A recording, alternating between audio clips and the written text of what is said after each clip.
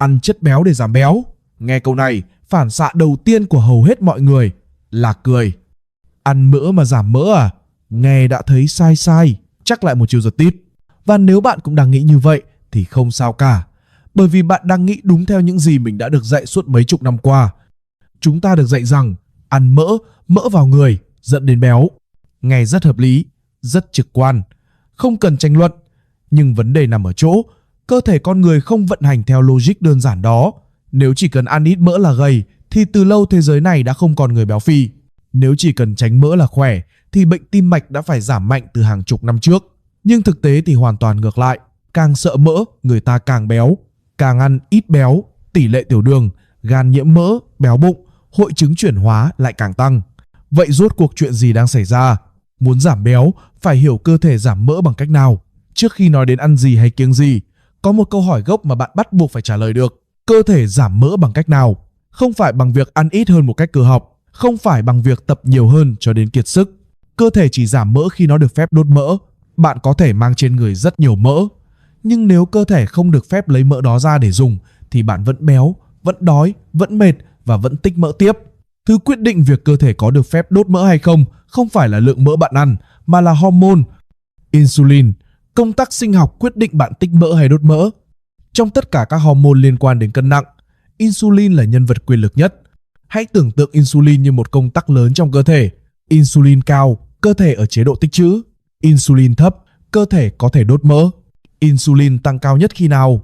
Khi bạn ăn đường và tinh bột tinh luyện. Cơm trắng, bánh mì trắng, bánh ngọt, nước ngọt, trà sữa, đồ ăn vặt, thực phẩm ít béo nhưng nhiều đường, tất cả đều làm insulin tăng rất mạnh.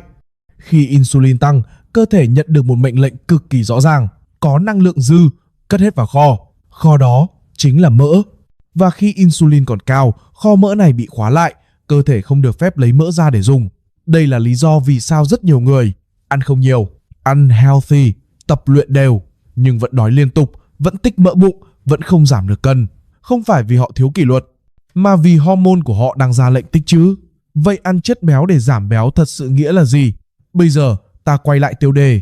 Ăn chất béo để giảm béo không có nghĩa là ăn mỡ vô tội vạ, không kiểm soát, không cần quan tâm đến tổng thể bữa ăn. Nó có nghĩa là dùng chất béo làm nguồn năng lượng chính để giữ insulin thấp, từ đó cho phép cơ thể mở kho mỡ và đốt mỡ của chính nó. Đây là điểm mấu chốt mà rất nhiều người bỏ lỡ. Chất béo, đặc biệt là chất béo tự nhiên, không làm insulin tăng mạnh. Khi bạn ăn một bữa có đủ đạm và đủ mỡ tự nhiên, đường huyết ổn định hơn, insulin không bị bật lên liên tục, cơ thể không bị ép phải tích trữ. Trong trạng thái đó, cơ thể mới dám làm một việc quan trọng: đốt mỡ. Một ví dụ rất đời. Hãy tưởng tượng hai người ăn cùng 2.000 calo mỗi ngày.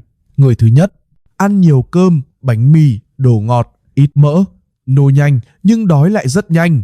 Người thứ hai ăn đủ đạm, ăn mỡ tự nhiên, ít tinh bột tinh luyện. Về mặt calo họ giống nhau, nhưng về mặt hormone hoàn toàn khác. Người thứ nhất bật insulin liên tục, dẫn đến tích mỡ liên tục. Người thứ hai insulin thấp hơn, cơ thể linh hoạt hơn trong việc đốt mỡ. Kết quả là một người luôn phải gồng mình để kiêng, một người ăn no hơn nhưng lại gầy đi. Không phải vì mỡ thần kỳ, mà vì cơ thể được đặt vào đúng trạng thái sinh học của nó. Cơ thể phải học lại cách đốt mỡ. Có một hiểu lầm rất phổ biến, nhiều người nghĩ rằng cơ thể lúc nào cũng sẵn sàng đốt mỡ. Thực tế thì không hẳn như vậy. Nếu trong nhiều năm liền bạn luôn ăn theo một kiểu, sáng tinh bột, trưa tinh bột, tối tinh bột, xen kẽ đồ ngọt, thì cơ thể bạn đã quen với việc đốt đường làm nhiên liệu chính. Nó giống như một chiếc xe chỉ quen chạy bằng điện. Khi bạn yêu cầu nó chuyển sang chạy xăng, nó sẽ không thể mượn ngay lập tức. Khi bạn bắt đầu ăn đủ đạm, đủ mỡ, giảm bớt tinh bột tinh luyện, cơ thể sẽ trải qua một giai đoạn chuyển đổi. Giai đoạn này, nhiều người cảm thấy hơi mệt, thiếu năng lượng, không quen. Không phải vì cách ăn sai, mà vì cơ thể đang học lại cách sử dụng mỡ. Đây là phản ứng sinh học bình thường khi cơ thể đổi nhiên liệu, không phải là cơ thể đang bị hỏng. Một khi đã thích nghi, năng lượng trở nên ổn định hơn rất nhiều, không còn tụt lực giữa buổi, không còn cơn đói bất chợt, không còn cảm giác phải tìm đồ ăn liên tục. Đó là lúc cơ thể bắt đầu thật sự đốt mỡ, chứ không chỉ nhịn ăn cho nhẹ cân. Vì sao ăn mỡ lại giúp no lâu? Một lý do quan trọng khiến ăn chất béo để giảm béo hoạt động là cảm giác no. Chất béo làm chậm quá trình tiêu hóa, nó không làm đường huyết tăng vọt rồi tụt nhanh. Khi ăn đủ mỡ, bạn no lâu hơn, ít thèm ăn vặt, ít bị kéo về phía đồ ngọt. Việc ăn ít đi xảy ra một cách tự nhiên, không cần ép buộc. Đây là điểm khác biệt rất lớn so với các chế độ ăn ít béo, nhiều tinh bột, nơi bạn phải dùng ý chí để chống lại cơn đói liên tục. Cholesterol có cản trở việc giảm béo không? Rất nhiều người sợ rằng ăn mỡ sẽ làm cholesterol tăng và gây nguy hiểm. Nhưng cholesterol không phải là thứ quyết định bạn có giảm mỡ hay không. Cholesterol là vật liệu xây dựng, nó cần thiết cho hormone, tế bào và não bộ. Vấn đề chỉ xảy ra khi môi trường trong cơ thể bị viêm, và nguyên nhân lớn nhất của viêm mãn tính lại là đường, tinh bột tinh luyện và thực phẩm siêu chế biến. Một cơ thể ăn mỡ tự nhiên, nhiều rau, ít đường, vận động đều, mạch máu khỏe, cholesterol được xử lý bình thường. Không phải mỡ làm hỏng con đường, mà là lối sống sai làm hỏng con đường, rồi cholesterol bị đổ tội. Vì sao ăn quá ít mỡ lại dễ béo? Nghe có vẻ nghịch lý, nhưng rất nhiều người béo là vì ăn quá ít mỡ. Khi thiếu mỡ, cơ thể thiếu năng lượng ổn định, dễ thèm đường, dễ ăn vặt, insulin bị bật liên tục. Bạn rơi vào một vòng lặp quen thuộc: ăn, đói, ăn, tích mỡ. Không phải vì bạn ăn quá nhiều, mà vì cơ thể không được cung cấp đúng nhiên liệu. Ăn chất béo để giảm béo không phải là ăn bừa, cần nói rất rõ điều này. Ăn chất béo để giảm béo không phải là ăn đồ chiên ngập dầu, ăn dầu tinh luyện, ăn thực phẩm siêu chế biến. Chất béo ở đây là mỡ tự nhiên trong thịt, cá, trứng, sữa nguyên chất, các nguồn chất béo ít chế biến. Đây là những thứ đã đi cùng con người hàng nghìn năm. Cơ thể chúng ta được thiết kế để xử lý những thứ đó, chứ không phải dầu chiên đi chiên lại hay đồ ăn công nghiệp.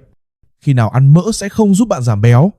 Cũng cần nói thật, nếu bạn vừa ăn nhiều mỡ, vừa ăn nhiều đường, vừa ăn nhiều tinh bột tinh luyện, thì bạn không ăn chất béo để giảm béo. Bạn đang ăn thừa năng lượng. Chìa khóa không nằm ở việc thêm mỡ vào một chế độ ăn vốn đã nhiều đường, mà nằm ở việc thay thế. Vậy rốt cuộc, ăn chất béo để giảm béo nghĩa là gì? Nó không có nghĩa là bạn ăn mỡ vô tội vạ. Nó có nghĩa là thế này: khi bạn ăn nhiều đường và bột, cơ thể bật chế độ tích mỡ.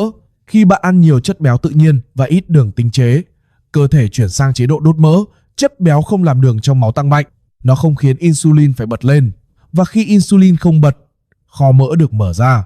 Nói đơn giản, ăn đường, tích mỡ, ăn mỡ không bị ép tích mỡ. Cơ thể có cơ hội đốt mỡ. Đó chính là ý nghĩa thật sự của câu ăn chất béo để giảm béo. Không phải vì mỡ có phép màu, mà vì nó không kích hoạt cái công tắc khiến bạn phải tích mỡ. Sau tất cả, nếu phải nói ngắn gọn, chất béo không có tội, chúng ta chỉ đang dùng nó sai cách. Và khi bạn bắt đầu nhìn cơ thể như một hệ thống sống, chứ không phải chỉ là một cái cân, rất nhiều điều từng tưởng như mâu thuẫn sẽ trở nên hợp lý hơn. Nếu bạn thấy những kiến thức trong video này giúp bạn hiểu rõ hơn về cơ thể mình, về cách ăn uống và sức khỏe, thì hãy bấm đăng ký kênh và bật chuông thông báo. Những nội dung trong video này được tổng hợp và diễn giải từ các nguồn khoa học. Đây là thông tin mang tính tham khảo và giáo dục, không phải là tư vấn y tế cá nhân, không nhằm chẩn đoán, điều trị hay thay thế cho ý kiến của bác sĩ.